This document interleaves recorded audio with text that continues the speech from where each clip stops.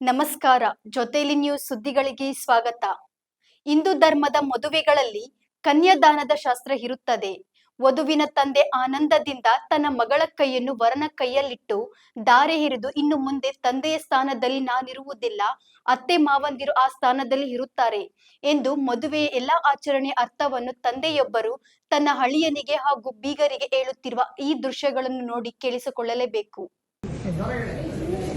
ನಮ್ಮ ಮನೆಯ ಅಂಗಳದೆ ಬೆಳೆದ ಮಲ್ಲಿಗೆಯ ಬಳ್ಳಿಯನ್ನು ನಿಮ್ಮ ಮನೆಯ ಅಂಗಳಕ್ಕೆ ಮನದಂಗಳಕ್ಕೆ ನೀಡ್ತಾ ಇದ್ದೇವೆ. ಪ್ರೀತಿ, ಪ್ರೇಮ, ವಿಶ್ವಾಸ, ಮಮತೆ, ಮಮಕಾರ ಎಂಬ ನೀರು ಗೊಬ್ಬರವನ್ನು ಹಾಕಿದ ಬಳ್ಳಿ ಇನ್ನು ನಿಮ್ಮ ಮನೆಯ ಸೊತ್ತು, ನಿಮ್ಮ ಮನದ ಸೊತ್ತು, ನಿಮ್ಮ ಮನದಂಗಳದ ಸೊತ್ತು. ಈ ಪ್ರೀತಿ, ಪ್ರೇಮ, ವಿಶ್ವಾಸ, ಮಮತೆ, ಮಮಕಾರಕ್ಕೆ ಯಾವತ್ತೂ ಕೊರತೆಯಾಗದಂತೆ ಕಾಪಾಡ್ತೇವೆ ಎಂಬ ಭರವಸೆ ನಮ್ದಾಗಿದೆ.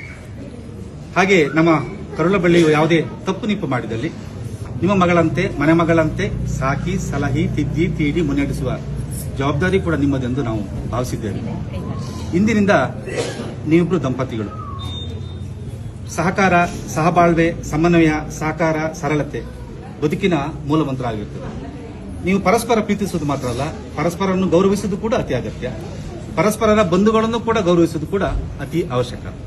ಹಾಗಾಗಿ ಇಂದಿನ ದಂಪತಿಗಳಾಗಿ ಈ ಸಮಾಜದಲ್ಲಿ ಪರಸ್ಪರ ನೀವು ಗೌರವಿಸುವ ಮೂಲಕವಾಗಿ ಮಾದರಿಯ ದಂಪತಿಗಳಾಗಿ ಇನ್ನು ಮುಂದೆ ಸಮಾಜಕ್ಕೆ ನೀವು ಕಾಲಿಡ್ತಾ ಇದ್ದೀರಿ. ನಮ್ಮ ಮಗಳು ನಿಮ್ಮ ಮನೆಯ ಲಕ್ಷ್ಮಿಯಾಗಿ, ಅನ್ನಪೂರ್ಣೆಯಾಗಿ, ಶಾರದೆಯಾಗಿ ಒಂದು ಶುಭ ದಿನದಲ್ಲಿ ಸೇರ್ತಿದ್ದಾರೆ.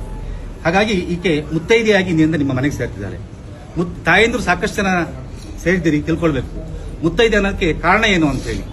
5 ಮುತ್ತುಗಳು, 5 ಮುತ್ತು ಇದ್ರೆ ಮಾತ್ರ ಮುತ್ತೈದೆ ಅಂತ ಹೇಳ್ತೀವಿ. ಅಂದ್ರೆ ಲಕ್ಷ್ಮಿ, ಶಾರದೆ, ಅನ್ನಪೂರ್ಣೆ ಎಲ್ಲವೂ ಕಡೆ ನೆಲೆಸಿರುವುದು ಮುತ್ತೈದೆ ತಂಡದಲ್ಲಿ ಅಂತ ಹೇಳಿ.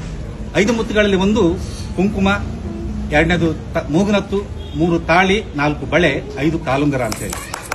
ಯಾಕಿದು ಧರಿಸಬೇಕು ಅಂತ ಹೇಳಿ ಹೆಚ್ಚಿನ ನಾವು ಭಾವಿಸಿವಿ ಕೇವಲ ಅಲಂಕಾರಿಕ ವಸ್ತು ಅಂತ ಹೇಳಿ ಅಲ್ಲ. ನಮ್ಮ ಸನಾತನ ಹಿಂದೂ ಧರ್ಮ ಸಂಸ್ಕೃತಿಯಲ್ಲಿ ಬಹಳ ಮಹತ್ವವಾದ ಅಂಶ ಇದೆ, ಮಹತ್ವ ಇದೆ, ದಯಮಾಡಿ ತಿಳ್ಕೊಳ್ಬೇಕು. ಒಂದು ಕುಂಕುಮದ ಬಣ್ಣ ಯಾವುದು ಹೇಳ್ಬೋದಾ? ಕೆಂಪು ರಕ್ತವರ್ಣ ಅಂತ ಹೇಳ್ತಾರೆ. ಹಿಂದೆ ಶುಂಭ ನಿಶುಂಭನೆಂಬ ರಾಕ್ಷಸರು ಜಗನ್ಮಾತೆಯನ್ನು ಕೆಣಕಿದಾಗ ಆಕೆ ಸಂಹಾರ ಮಾಡಿ ಕುಂಕುಮ ಇಟ್ಕೊಂಡ್ರು ಅಂತ ಹೇಳಿ. ಅಂದ್ರೆ ಕುಂಕುಮ ಇರೋಷ್ಟು ದಿವಸ ಯಾವುದು ದುಷ್ಟಶಕ್ತಿಯು ಕೂಡ ದಂಪತಿಗಳನ್ನ ಅಥವಾ ಸಮಾಜದಲ್ಲಿ ಅವರ ಕುಟುಂಬದವರನ್ನ ಯಾರನ್ನೂ ಕೂಡ ಯಾರು ಮುಟ್ಲಾರು, ಅದು ತಡೆಯುತ್ತೆ ಅಂತ ಹೇಳಿ ಜಗನ್ಮಾತೆ ಹೇಳಿರುವಂತಹ ಕುಂಕುಮ ಆ ಅಂಶವನ್ನು ಇಟ್ಕೊಳ್ತಾರೆ.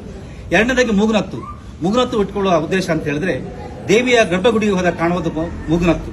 ಯಾವುದೇ ಅಪದೃಷ್ಟಿ, ಕೆಟ್ಟ ದೃಷ್ಟಿ ಬಂದಾಗ ಮೂಗುನತ್ತು ಹೇಳ್ತಾನೆ, ನಾನು ತಡೆಯುತ್ತೇನೆ, ನಿಲ್ಲಿಸ್ತೇನೆ ಅಂತ ಹೇಳಿ. ಅಂದ್ರೆ ಯಾವುದೇ ಅಪದೃಷ್ಟಿ, ಕೆಟ್ಟ ದೃಷ್ಟಿ ಕೂಡ ತಾಗದಂತೆ ಮೂಗುನತ್ತು ತಡೆಯುತ್ತಂತೆ. 3ನೇದು ತಾಳಿಯ ಬಣ್ಣ ಯಾವುದು ಹೇಳ್ಬೋದಾ? ಜ್ಯೋತಿರ್ಬಣ್ಣ ಅಂತ ಹೇಳ್ತಾರೆ. ಅಂದ್ರೆ ಜ್ಯೋತಿಯಲ್ಲಿ ಆ ಬುಡದಲ್ಲಿ ಮತ್ತು ಮಧ್ಯದಲ್ಲಿ ಒಂದು ಹಳದಿ ಬಣ್ಣ ಇರುತ್ತಲ್ಲ, ಆ ಬಣ್ಣ. ಅಂದ್ರೆ ನಮ್ಮ ದೇಹದಲ್ಲಿ ಜ್ಞಾನದ, ಪ್ರಗತಿಯ, ಏಳಿಗೆಯ, ಸಮೃದ್ಧಿಯ ಎಲ್ಲಾ ಲಕ್ಷಣಗಳನ್ನು ಕೊಡುವಂತ ತಾಳಿ ಅಂತ. ಹಾಗಾಗಿ ತಾಳಿ ಇರಷ್ಟು ದಿವಸ ಕೂಡ ನಮ್ಮಲ್ಲಿ ಏಳಿಗೆ, ಸಮೃದ್ಧಿ, ಜ್ಞಾನ, ಏಳಿಗೆ, ಉತ್ಕೃಷ್ಟತೆ ಎಲ್ಲವೂ ಕೂಡ ಬರುತ್ತೆ ಅಂತೇಳಿ. ಹಾಗಾಗಿ ತಾಳಿಗೆ ಅಂತ ಮಹತ್ವ ಇದೆ ಅಂತೇಳಿ. 3ನೇದು ಬಳೆಯ ಬಣ್ಣ ಹಸಿರು ಅಂದ್ರೆ ಸಮೃದ್ಧಿ ಅಂದ್ರೆ ಶಾಂತಿ ಅಂತೇಳಿ. ಹಸಿರಿಲ್ಲದೆ ನಾವ್ಯಾರು ಇರಕ್ಕೆ ಸಾಧ್ಯ ಇಲ್ಲ. ಹಾಗಾಗಿ ಹೋದಲ್ಲಿ ಬಂದಲ್ಲಿ ಎಲ್ಲ ಕಡೆ ಹಸಿರು, ಸಮೃದ್ಧಿ, ಶಾಂತಿಯನ್ನು ಕೊಡುವುದು ಬಳೆ ಅಂತೇಳಿ. ಇನ್ನು ಕಡೆಯದಾಗಿರುವಂತದ್ದು ಕಾಲುಂಗ್ರ ಸಾಮಾನ್ಯ ಬೆಳ್ಳಿದೆ ಹಾಕ್ತಾರೆ. ಯಾಕಂತ ಹೇಳಿದ್ರೆ ಬೆಳ್ಳಿ ತಂಪು ಅಂತ ಹೇಳಿ. ನಮ್ಗೆ ಗೊತ್ತಿದೆ ಭೂಮಿ ಅಡಿ ಲಾವಾರಸ ಇದೆ. ಒಂದ್ ವೇಳೆ ಆ ಲಾವಾರಸ ಹೊರಗೆ ಬಂದ್ರೆ ನಾವ್ಯಾರು ಬದುಕಲ್ಲ. ಹಾಗೆ ಆ ಕಾಲುಂಗ್ರ ಹೇಳುತ್ತಂತೆ, ನೀವು ಹೋದಲ್ಲಿ, ಬಂದಲ್ಲಿ, ನಿಂತಲ್ಲಿ, ಕೂತಲ್ಲಿ, ಮೆಟ್ಟದಲ್ಲಿ ನೀನು ಹೋದ ಭೂಮಿ ಕೂಡ ತಂಪಾಗಿರುತ್ತೆ. ಹಾಗಾಗಿ ನೀನು ಇಟ್ಟು ಪಾದದಲ್ಲೂ ಕೂಡ ತಂಪಂತ ನಾನು ಕಾಪಾಡ್ತೇನೆ ಅಂತ ಹೇಳುತ್ತಂತೆ. ಹಾಗಾಗಿ ಈ 5 ಅಂಶಗಳು ಕೂಡ ನಮ್ಮನ್ನು ಕಾಪಾಡುವಂಥದ್ದು. ಹಾಗಾಗಿ ಮುತ್ತೈದೆತನ ಬೇಕಂತಂದ್ರೆ ಈ 5 ಮುತ್ತುಗಳು ಇದ್ದಾಗ ಮಾತ್ರ ಅದು ಆ ದೇವಿಯ ಶಕ್ತಿಯನ್ನು ನಮಗೆ ಕೊಡುತ್ತೆ ಅಂತ ಹೇಳಿ ಮಹತ್ವ ಹೇಳ್ತಾರೆ. ಹಾಗಾಗಿ ಮುತ್ತೈದೆಯಾಗಿ, ಅವ್ರ ಮನೆಯ ಶಾರದೆಯಾಗಿ, ಅವ್ರ ಮನೆ ಲಕ್ಷ್ಮಿಯಾಗಿ ನಿಭಾಳ್ತೀಯ. ನಾವೆಲ್ಲ ಇರುವುದು ರಾಷ್ಟ್ರಕವಿ ಕುವೆಂಪು ಮೆಟ್ಟಿದ ನೆಲದಲ್ಲಿ. ಅವ್ರು ಹೇಳೋದೇ ಅಷ್ಟೇ, ಸರಳತೆ, ಸಮನ್ವಯತೆ, ಸಹಭಾಗಿತ್ವತೆ, ಸಂತೃಪ್ತತೆ ಇವು ಕೂಡ ಬದುಕಿನ ಮೂಲಮಂತ್ರವಾಗಿರಲಿ ಅಂತ ಹೇಳಿ ಹಾರೈಸ್ತಾ ಅವರೇ ಹೇಳ್ತಾರೆ. ಮುಡಿವಾಗಿ ಮಣಿದು ಕೈ ಜೋಡಿಸುವ ನಾವು, ಲೋಕಗುರು ಕೃಪೆ ಇರಲಿ, ಲೋಕಕವಿ ಕೃಪೆ ಬರಲಿ, ಲೋಕ ಹೃದಯದ ಬಯಕೆಯ ಆಶೀರ್ವಾದ ವೈತರಲಿ, ಮಣಿದಿರಲಿ ಮುಡಿ, ಮುಗಿದಿರಲಿ ಕೈ, ಮತ್ತೆ ಮಡಿಯಾಗಿರಲಿ ಬಾಳ್ವೆ, ಜಯಿಸಿಗೆ ರಥಪಸ್ಸೋಯ್ ದೊರಕೊಳಗೆ ಚಿರಶಾಂತಿ ಅಂತ ಹರಿಸ್ತದೆ. ತಾಯಿ ಅನ್ನಪೂರ್ಣೆ, ತಾಯಿ ಶಾರದೆ, ತಾಯಿ ಜಗನ್ಮಾತೆಯ ಕೃಪೆ ಈ ದಂಪತಿಗಳ ಮೇಲೆ ಸದಾ ಇರಲಿ.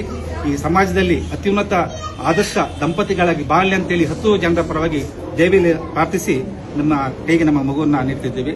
ತಾಯಿಯ ಕೃಪೆ ನಿಮ್ಮಲ್ಲಿ